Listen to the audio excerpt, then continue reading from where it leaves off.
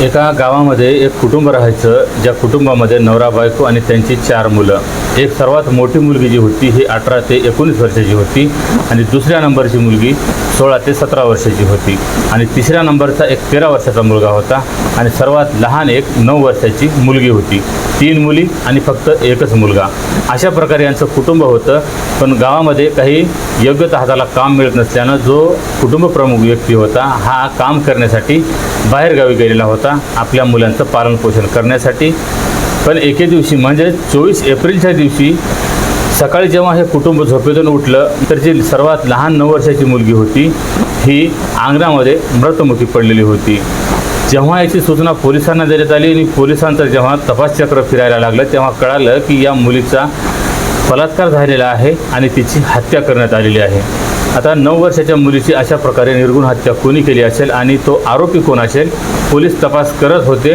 पण कुठेही पोलिसांच्या हाती काही धागादोरा लागत नव्हता आणि जवळजवळ पोलिसांनी 50 लोकांना ताब्यात घेतलेलं होतं. 50 लोकांची चौकशी केलेली होती. पोलिसही हैराण होते. जवळजवळ 2 महिने हे प्रकरण जे होतं पोलिसांनी तपास करून पाहिलं पण पोलिसांच्या हाती 2 महिन्यापर्यंत कोणताही खरा आरोपी लागलेला नव्हता. पण जेव्हा पोलिसांनी शेवटी आरोपीला पकडलं आणि जेव्हा लोकांच्या समोर आणलं त्यावेळेस मात्र कोणालाही या गोष्टीवर विश्वास बसत नव्हता की ज्या प्रकारे आपण काही लहान मुलांना सहजरित्या मोबाईल खेळायला देत असतो, मोबाईल पाहायला देत असतो आणि तो मुलगा किंवा मुलगी त्या मोबाईलमध्ये काय पाहत आहे आणि काय करत आहे आणि त्या मुलांनी काय पाहावं आणि काय नाही पाहावं हे आपण आईवडील त्या मुलांवर लक्ष देत नसतो.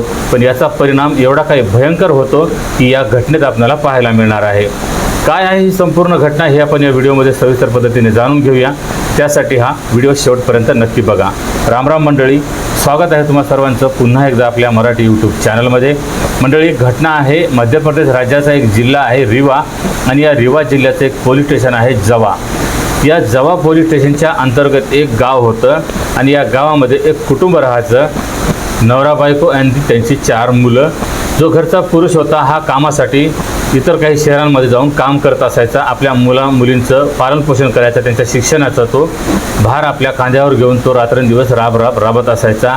इकडं घरी आई घर सांभाळायची, आपल्या 4 मुलांना सांभाळायची. मोठी मुलगी होती 18 ते 19 वर्षाची, दुसऱ्या नंबरची मुलगी 16-17 वर्षाची आणि तिसऱ्या नंबरचा एक मुलगा होता 13 वर्षाचा आणि एक सर्वात लहान मुलगी होती 9 वर्षाची. अशा प्रकारचे हे 4 मुलं आणि ही जी आई असायची ही घरी राहत असायची आणि अधूनमधून जर काही मोलमजुरी लागली तर ही शेतामध्ये जात असायची आपल्या 2 मोठ्या मुलींना घेऊन.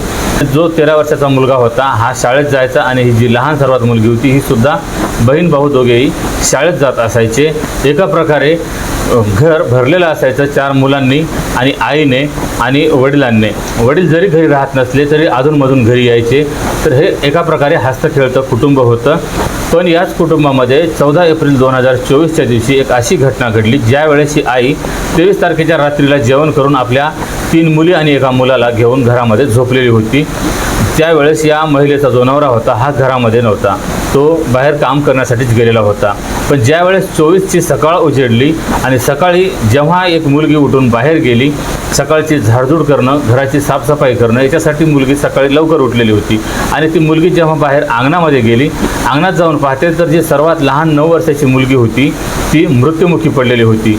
सुरुवातीला त्या मुलीला काही कळलंच नाही आणि त्या मुलीला हलवून पाहिलं आणि मुलगी जेव्हा तिला उठवण्याचा प्रयत्न करत होती पण ती मुलगी कोणतीही प्रतिक्रिया देत नव्हती. शेजारी पाजारी पाहत होती की या मुलीला काय झालं आहे आणि अशी अंगणात का पडलेली आहे, सकाळी हिची अजून काही झोप झाली नाही का, अशा प्रकारे काही शेजारी पाजारी विचारत होते.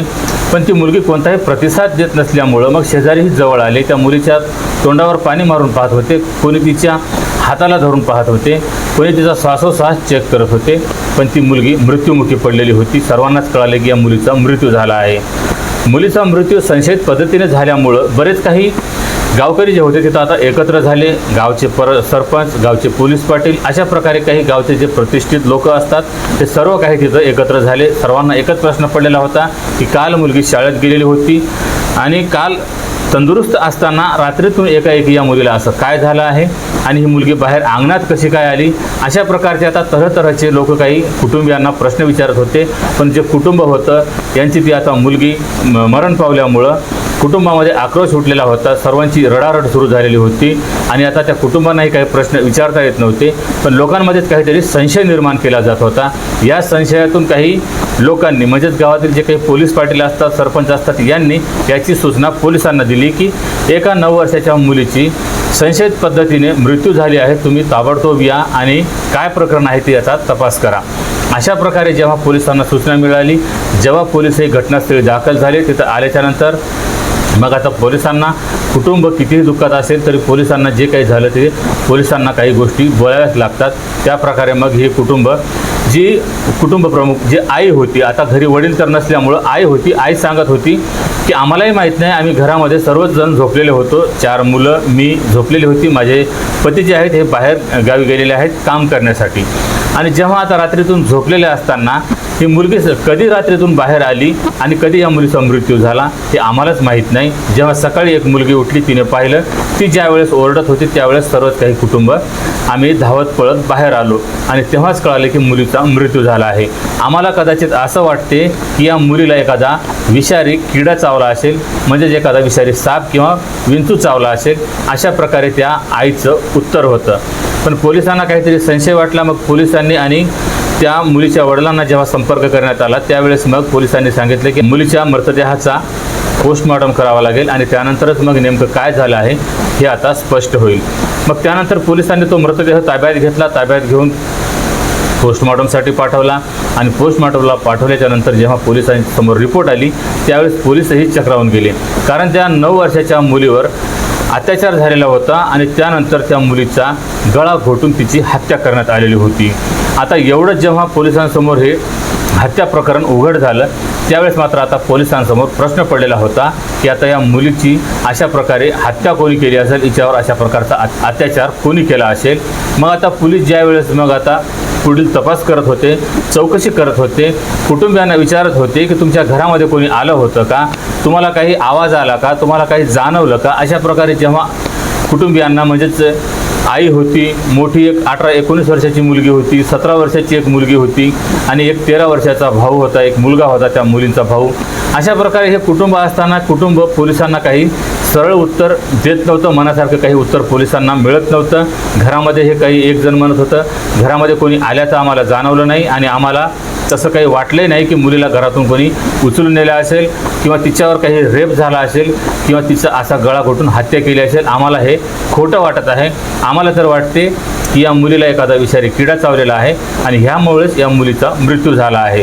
पोलीस काहीही सांगतात, डॉक्टर काहीही सांगतात, अशा प्रकारे जी महिला होती ही आता पोलिसांना उत्तर देत होती। पण पोलिसांसमोर पोस्टमॉर्टमचा रिपोर्ट आलेला होता। ज्या प्रकारे आता ऑफिशियल काही सर्व काही तपासण्या होत असतात, ऑफिशियल तपास होत असतो, त्यामध्ये आता पोलिसांना त्यांच्या पद्धतीनेच तपास करावा लागते। पण ही जी आई होती एका प्रकारे आता घरगुतीप्रमाणे बोलत होती, पण त्यासाठी आता पोलीस मग गावामध्ये इतर काही लोकांशी चौकशी करत होते। नातेवाईकांना जेव्हा मुलीचा वडील आला त्यांना विचारत होते की तुम्हाला कोणावर संशय आहे का। मग काही गावकऱ्यांमध्ये काही संशयित जे असतील, म्हणजेच काही टवाळखोर मुलं किंवा मग काही महिलांची छेड करणारे, मुलींची छेड काढणारे किंवा महिलांना काही वाईट दृष्टीने पाहणारे, अशा लोकांची मग पोलिसांनी यादी बनवली। गावामध्ये कोणी काही माल विकण्यासाठी आलेलं होतं का, कोणी काही शेतीचा माल विकत घेण्यासाठी आलेलं होतं का, अशा प्रकारचे काही भंगारवाले, जे काही बाहेरगावचे छोटे मोठे व्यवसाय करणारे या गावामध्ये आले गेलेले असतील, त्यांच्याविषयी पोलीस तपास करत होते। मग आता पोलिसांच्या हाती तरीसुद्धा काही लागत नव्हतं। पोलिसांनी जवळजवळ 50 लोकांना ताब्यात घेतलं। मग या महिलेच्या या कुटुंबियांच्या जे संपर्कात होते किंवा यांच्या संपर्कात नव्हते, अशा प्रकारे बऱ्याच काही लोकांना म्हणजे जवळजवळ 50 लोकांची अशा प्रकारे यादी तयार झालेली होती। 50 लोकांना पोलिसांनी विचारपूस केलेली होती, त्यांची चौकशी केलेली होती, पण पोलिसांच्या हाती काहीही लागलेलं नव्हतं। जे गाव होतं हे संपूर्ण दहशतीमध्ये आलेलं होतं। गावामध्ये एका प्रकारे दहशतीचं वातावरण निर्माण झालेलं होतं। गावकऱ्यांना फक्त हेच जाणायचं होतं की अशा प्रकारे ही निरागस आणि एक चिमुकली 9 वर्षाची मुलगी कोणत्या नराधमाने हिच्यावर अशा प्रकारे अत्याचार केलेला आहे, त्याला एक वेळा पोलिसांनी आमच्या लोकांच्या समोर आणावं। अशा प्रकारे फक्त लोकांचा एकच आक्रोश होता, लोकांचं पोलिसांना एकच मागणी होती आणि वरिष्ठांचाही या पोलिसांवर दबाव येत होता। मीडिया रिपोर्टर, वृत्तपत्राचे रिपोर्टर पोलिसांवर दबाव आणत होते। जे काही त्या परिसरामध्ये नेते पुढारी होते तेही पोलिसांवर दबाव आणत होते की तुम्ही लवकरात लवकर या घटनेचा छडा लावा, घटनेचा तपास करा आणि जे खरा आरोपी आहे त्याला ताब्यात घ्या आणि त्याने असं का केलं हे तुम्ही एक वेळा स्पष्ट करा. अशा प्रकारे आता पोलिसांवर खूप काही दबाव येत होता, प्रेशर येत होतं. पण पोलिसही हैराण झालेले होते. पोलीस 2 महिन्यापर्यंत अशा प्रकारे तपास करत आलेले होते. पण ज्या वेळेस पोलीस कुटुंबियांना विचारपूस करत होते पण कुटुंबियांमध्ये वेगळ्याच प्रकारचं काही ऐकायला मिळत होतं. आता पोलिसांनाही काहीतरी संशय वाटत होता की एवढं काही संपूर्ण घटना घडलेली आहे, मुलीवर अत्याचार झालेला आहे, तिची हत्या झालेली आहे, पण तिच्या आईलाच असं का वाटते की तिला एखाद्या विषारी किड्यानं चावलेला आहे ज्यामुळे तिचा मृत्यू झाला आहे. आईलाच असं का वाटते. पोलिसांनी मग आई, 2 मुली आणि जो मुलगा होता यांना वेगवेगळ्या पद्धतीने विचारपूस करायला सुरुवात केली. जे काही 4 जण हे पोलिसांना बोलत होते त्या 4ही लोकांच्या उत्तरामध्ये पोलिसांना काही स्पष्ट होत नव्हतं. एक वेगळ्या प्रकारे सांगत होतं, दुसऱ्याच प्रकारे सांगत होतं. सर्वांमध्ये एक वेगवेगळ्या प्रकारचं हे पोलिसांना उत्तर मिळत होतं. मग पोलिसांनी जेव्हा आता यांना सक्तीने विचारपूस करायला सुरुवात केली की तुम्ही आमच्यापासून काहीतरी लपवत आहात, आम्हाला संशय आहे, तुम्हाला या घटनेबद्दल काही ना काही माहिती आहे, तुमच्या घरामध्ये कोणी आल्याचं तुम्हाला माहिती नाही, तुम्हाला जाणवलेही नाही आणि तुमच्या मुलीवर तर अशा प्रकारे अत्याचार झालेला आहे, तुमच्या घरामध्ये मुलगी झोपलेली ती बाहेर कशी आली. अशा प्रकारे आता पोलीस त्या महिलेला आणि ज्या 2 मोठ्या मुली होते यांच्यावर सक्तीने विचारपूस करत होते. त्यावेळेस मात्र हे ज्या 2 मुली होत्या आणि जी तिची आई होती यांनी जे काही खरी कहाणी होती, जे काही या मुलीसोबत सत्य घडलेलं होतं ते मग सांगायला सुरुवात केली. जी कहाणी अशी होती की जसा की हा 13 वर्षाचा मुलगा आणि जी 9 वर्षाची मुलगी हे शाळेत जात असायच्या, तर 2 मोठ्या मुली यांचं शिक्षण थोडंफार झालेलं होतं. तर ह्या 2 मुली आपल्या आईसोबत शेतामध्ये जायच्या, आपल्या आईला कामामध्ये मदत करत असायच्या. तर जे या मुलांचा जो वडील होता हा काम करण्यासाठी बाहेरगावी जाऊन काम करत असायचा. तिथूनच काही तो यांना पैसे पाठवत असायचा आणि वर्षाकाठी 6 महिन्याकाठी तो परत आपल्या कुटुंबाला भेट देण्यासाठी यायचा. कुटुंबासोबत येऊन काही दिवस राहायचा, परत जायचा. जो मुलगा होता या 4 मुलींमध्ये 3 मुलींमध्ये एकटा होता. ह्यासाठी तो जो मुलगा होता आईवडिलांचा खूप लाडका होता, 2 मोठ्या बहिणीचाही लाडका होता, तसंच मग लहान बहिणीचाही तो एकुलता एक भाऊ होता. हा लाडका असल्यामुळं जसा हा मुलगा आता 6व्या-7व्या वर्गामध्ये गेला होता, वयाने फक्त तो 13 वर्षाचा होता आणि अशा वेळेस मग त्यानं आईवडिलांना मोबाईलची मागणी केलेली होती. ज्या प्रकारे आता समाजामध्ये आपण घरोघरी पाहतो, लहान मुले जरी असतील, जसे की थोडे कळते झालेत, 12-13 वर्षाची मुलं झालीत, 12-13 वर्षाच्या मुलांच्या हातामध्ये आपल्याला मोबाईल पाहायला मिळतो. मग ते त्यांचा असो किंवा मग आईवडिलांचा असो, पण वापरणार ती लहान मुलंच वापरणार असतात. मग ते आपल्या आईवडिलांपासून घेतात आणि बाजूला जाऊन काहीतरी त्याच्यामध्ये गेम खेळणं, मग त्याच्यामध्येच काहीतरी पाहणं, मग असंच काही जे मोबाईलचे पान असतात हे परतत ते अशा काही दृश्यापर्यंत जाऊन ते पोहोचतात की त्यांनी ते पाहायला नाही पाहिजे असते, पण तसं काही दृश्य अशी मुलं पाहतात आणि एका वेळेस अशा दृश्यावर त्यांची जर नजर खिळली तर मग त्यांना परत ते दृश्य पाहावंसं वाटते. जसं की आता मुलांमध्ये जेव्हा काही एकमेकांना सांगितलं जाते, एकमेकांना विचारलं जाते, तर त्या मोबाईलमध्ये वेगवेगळ्या प्रकारचे हे व्हिडिओ पाहायला मिळतात. जसं की पोर्न साईट हे असतात. मग तिथं तर सर्वात काही सीमा ओलांडलेल्या असतात. जसं की हा जो लाडाचा मुलगा होता यानं मोबाईल आईवडिलांना मागितला. मोबाईल मागितल्याच्यानंतर आईवडिलांनी त्याला मोबाईल घेऊन दिला. यानं फक्त एवढंच सांगितलेलं होतं, मला मोबाईलमध्ये अभ्यास करायचा आहे, नवीन काही माहिती घ्यायची आहे. आईवडिलांना वाटायचं की मुलगा अभ्यास करत आहे आणि तो शाळा शिकत आहे, तर तो काहीतरी चांगलंच शिकेल. अशा प्रकारे आईवडिलांनी त्याला एक अँड्रॉइड मोबाईल घेऊन दिला होता, स्मार्टफोन घेऊन दिलेला होता. आणि तो मुलगा मग जसा शाळेत जायचा, शाळेमध्ये तर त्याला मोबाईलसाठी परवानगी नव्हती, पण जसा तो परत घरी आला की पहिलं तो अगोदर ते मोबाईल हातामध्ये घ्यायचा आणि त्यानंतर मग तो एकांतात बसून त्याच्यामध्ये काही ना काहीतरी तो पाहत बसत असायचा. आता सतत याच्या हातामध्ये मोबाईल असायचा. आई त्याला विचारायची की तू सतत नेहमीच मोबाईल घेऊन बसत असतोस, पुस्तकं घेऊन हातामध्ये बसत नाहीस, अभ्यास करत नाहीस, तुला गुरुजींनी घरी काही गृहपाठ करण्यासाठी दिलेले नाहीत का, घरी काही तुला होमवर्क दिला नाही का, अशा प्रकारचे आई बहिणी त्याला विचारत असायचे. पण हा जो मुलगा होता आपल्या बहिणींना आणि आपल्या आईला म्हणायचा की मी मोबाईलमध्येच अभ्यास करत आहे, याच्यामध्ये बरेच जे काही क्लासेस येत असतात ते मी मोबाईलमध्येच अभ्यास करत असतो. आता आईला आणि बहिणींनाही वाटायचे की तो अभ्यासही करत असेल आणि एखाद्या वेळेस तो काही रील्स पाहत असेल किंवा काही यूट्यूबवर एखादा व्हिडिओ पाहत असेल तर त्यावेळेस ते दुर्लक्षही करत असायच्या, कारण तो लाडका मुलगा होता, त्याच्यावर काही जास्त या आईवडिलांचं लक्ष नसायचं. पण हा जो मुलगा होता मोबाईल घेतल्याच्यानंतर मग कधी कानाकोपऱ्यामध्ये जाऊन एकांतात बसायचा आणि तिथं जाऊन तो काही मुलांच्या संगतीमध्ये त्याला असं माहीत झालेलं होतं की या मोबाईलवर काही पोर्न साईट असतात आणि त्या पोर्न साईटवर असलेले व्हिडिओ येत असतात, जे पाहायला खूप आनंद येतो. अशा प्रकारे काही या मुलांमध्ये अशा काही गप्पा गोष्टी झालेल्या होत्या, ज्यामध्ये हा मुलगा पोर्न वेबसाईटवर जायचा, तिथं ते पोर्न व्हिडिओ पाहायचा आणि ते व्हिडिओ पाहिल्याच्यानंतर मग तो सतत तसेच व्हिडिओ पाहत असायचा. जेव्हा याला संधी मिळायची मग हा रात्रीलाही ज्या वेळेस आपल्या अंथरुणात झोपलेला असेल त्यावेळेससुद्धा हा अंगावर पांघरून घेऊन एकांतामध्ये हा अशाच प्रकारे व्हिडिओ पाहत असायचा कमी आवाजामध्ये. याच्याकडं काही कोणी जास्त लक्ष देत नसे आणि एकटा लाडका भाऊ असल्यामुळं, लाडका मुलगा असल्यामुळं बहिणी किंवा आईसुद्धा याला काही रोकटोक करत नव्हते. पण हा जो मुलगा होता याला एका प्रकारचं जे असलेली व्हिडिओ पाहण्याचं सवय लागलेली होती, याला एका प्रकारे ती लत लागलेली होती. आणि एकदा याच्या डोक्यामध्ये जे काही हे असलेले प्रकार भरलेले होते तर याच्या मनामध्ये अशाच प्रकारच्या काही भावना निर्माण झालेल्या होत्या. ज्या प्रकारे व्हिडिओमध्ये केलं जाते त्याच प्रकारे आपणही करायचं असं याच्या मनामध्ये हे विचार येत होते. आणि 23 एप्रिलच्या दिवशी अशाच प्रकारे हा घरामध्ये झोपलेला होता. याच्या जवळच ती 9 वर्षाची बहीण जी होती ही सुद्धा याच्या अंथरुणावर एकाच खाटेवर झोपलेली होती. तर दुसऱ्या ठिकाणी काही 2 बहिणी आई अशा वेगळं झोपलेल्या होत्या. हे जेव्हा झोपलेल्या होत्या हा मुलगा जेव्हा आई झोपलेली असेल, बहिणी झोपलेली असेल, संपूर्ण घरातील लोकही झोपलेले असतील तर याचे मोबाईलमध्ये व्हिडिओ पाहणं काय हे संपत नव्हतं. हा रात्रभर असेच काही मोबाईलमध्ये व्हिडिओ पाहत असायचा. ह्यामध्येच मग त्याच वेळेस तो अश्लील व्हिडिओ पाहत होता आणि व्हिडिओ पाहत असतानाच मग त्याच्या ज्या भावना होत्या ह्या खूप तीव्र झाल्या. त्याच्या मनामध्ये वाईट विचार येत होते आणि त्यावेळेस मग त्याला आपल्या बहिणीसोबतच असं करायची तीव्र इच्छा झाली आणि त्यानंतर तो मग लगेच आपल्या बहिणीसोबतच तिचं तोंड दाबून तिच्यासोबत तो बळजबरीने दुष्कृत्य करत होता. 9 वर्षाची चिमुकली मुलगी होती, ती त्याच्या ताकदीसमोर काही करू शकले नाही, कारण तो मोठा भाऊ होता आणि सुरुवातीला मुलीला तर काही समजलंच नाही की तो काय करत आहे. पण तो त्या मुलीवर अत्याचार करण्याचा प्रयत्न करत होता. मुलगी झोपेतून जागी झाली आणि ती ओरडणार तर त्या मुलाने तिचं तोंड दाबलं आणि तोंड दाबल्याच्या नंतर त्यानं त्या मुलीवर अत्याचार केला.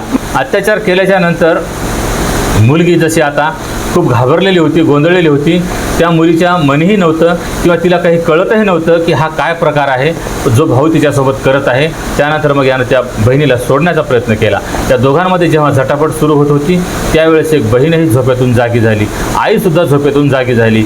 आणि हे ज्यावेळेस त्या मुलाकडं पाहत होते, त्या मुलीकडं पाहत होते तर यांच्या अंथरुणावर वेगळाच काही प्रकार सुरू होता. तोपर्यंत या मुलानं त्या मुलीचा आता ही ओरडेल आणि मुलीनंही सांगितलं की मी थांब याच्याबद्दल बाबांना सांगते. अशा प्रकारे मुलीनं सांगितलं. आता मुलीनं असं सांगितल्यावर याला भीती वाटत होती की जर हिनं आता वडिलांसमोर जर तोंड उघडलं तर वडील मला मारून टाकतील, वडील मला संपवून टाकतील, नाहीतर मला बेदम मारतील. अशा प्रकारे याला भीती वाटत होती आणि ही आता वडिलांना सांगेल ह्यासाठी मग आता त्याने तिचा गळा दाबायला सुरुवात केली. यानं एवढा काही जोरात तिचा गळा दाबला की ती मुलगी जागेत बेशुद्ध झाली. ती गार पडलेली होती. आई जेव्हा उठून पाहते, मुलाला विचारते की काय झालं, तुमच्या दोघांमध्ये काय भांडण झालं. त्यावेळेस मुलगा असा काही घाबरलेला होता, गोंधळलेला होता की तो आपल्या आईला काही सांगू शकत नव्हता. आणि त्यानंतर मग आई त्या मुलीला हलवून पाहण्याचा प्रयत्न करत होती. तर जी मुलगी होती ही गार पडलेली होती, बेशुद्ध पडलेली होती.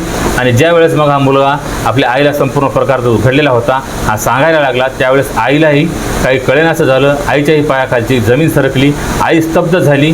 आता आईला वाटलं की हा एकुलता एक जो मुलगा आहे हा आता खूप मोठ्या संकटात सापडलेला आहे.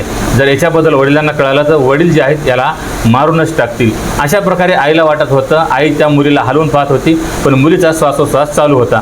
त्यानंतर मग आता आई म्हणाली ही तर जिवंत आहे. अशी म्हणताच त्या मुलाने परत तिचा अजून गळा दाबल्याच्या नंतर ती मुलगी मग तर जागीच ठार झाली. आई त्याला रोखूही शकली नाही किंवा त्याला थांबवण्याचाही प्रयत्न केला नाही. आईलाही भीती वाटत होती की ही मुलगी उद्या तिच्या वडिलांना सांगेल आणि जो एकुलता एक मुलगा आहे याचा त्याचे वडील जीव घेतील. आईला ही भीती होती. बहिणी ज्या होत्या ह्याही फक्त पाहत होत्या. बहिणीलाही काय बोलावं काय करावं हे काही सुचत नव्हतं. बहिणीनेही त्याला पकडलं नाही किंवा त्याला रोखलं नाही आणि भावाने यांच्या डोळ्यासमोर ती हत्या केलेली होती. आता हत्या तर झालेली होती, मग आता बहिणींना आणि आईलाही विचार पडलेला होता की एकुलता एक मुलानं अशा प्रकारे हे जे दुष्कृत्य केलेलं आहे, तिची हत्या केलेली आहे, आता आपल्या मुलाला तुरुंगात जाऊन बसावं लागणार. ह्यासाठी मग आता या सर्वांनीच मग घरामध्ये विचार केला आणि त्यानंतर मग यांनी तो मृतदेह त्या मुलीचा उचलला आणि अंगणामध्ये नेऊन फेकून दिला आणि घरामध्ये येऊन हे बसलेले होते. जशी सकाळ झाली मग यांनी आरडाओरडा करण्याचा प्रयत्न केला, रडण्याचं नाटक केलं आणि त्यानंतर लोकांना असे सांगत होते की या मुलीला काहीतरी किड्यानं चावलेलं आहे, विषारी किड्यानं चावलेलं असेल किंवा विषारी सापाने चावलेलं असेल, यामध्ये या मुलीचा मृत्यू झाला आहे. पण त्या मुलीवर काहीतरी अत्याचार झाल्याचा लोकांना संशय वाटत होता. ह्यासाठी लोकांनी हे पोलिसांना कळवलेलं होतं आणि पोलिसांचा जेव्हा तपास सुरू झाला त्यामध्ये पोलिसही हैराण झालेले होते. पोलिसांच्याही हाती 2 महिन्यापर्यंत काहीही लागलेलं नव्हतं. पण खरा जो आरोपी होता हा घरामध्येच होता. पण पोलीस संपूर्ण गाव शोधून काढत होते, जवळपासच्या गावामध्ये विचारपूस करत होते.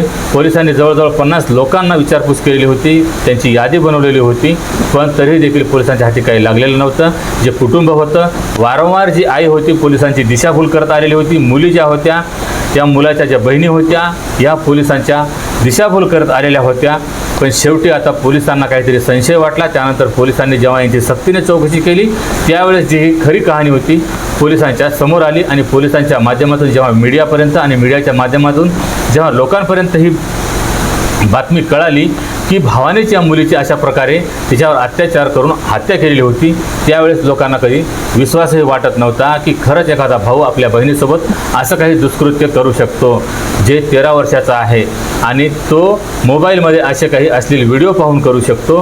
हे सुद्धा सर्व लोकांना मग एका प्रकारची शिक्षा देण्यासारखी घटना वाटत होती. या घटनेतून काहीतरी शीख घेण्यासारखी घटना वाटत होती की ज्या प्रकारे आपण सहजपणे मुलांच्या हातामध्ये मोबाईल देतो, पण याच मोबाईलचा जर कधी दुरुपयोग केला तर मुलांचं आयुष्य किती उद्ध्वस्त होऊ शकते, त्यांच्या आयुष्याचं किती रांगोळी होऊ शकते. तेव्हा आता पोलिसांसमोर या महिलेने, तिच्या 2 मुलींनी संपूर्ण घटना सांगितली. त्यावेळेस मग या 3 महिलांनी म्हणजेच आईने आणि 2 मुलींनी पोलिसांची दिशाभूल करणे, गुन्हा लपवणे ह्यासाठी त्यांच्यावरही गुन्हा दाखल करण्यात आलेला आहे. जो हा मुलगा आहे याला सुद्धा बाल कारागृहामध्ये पाठवलेला आहे.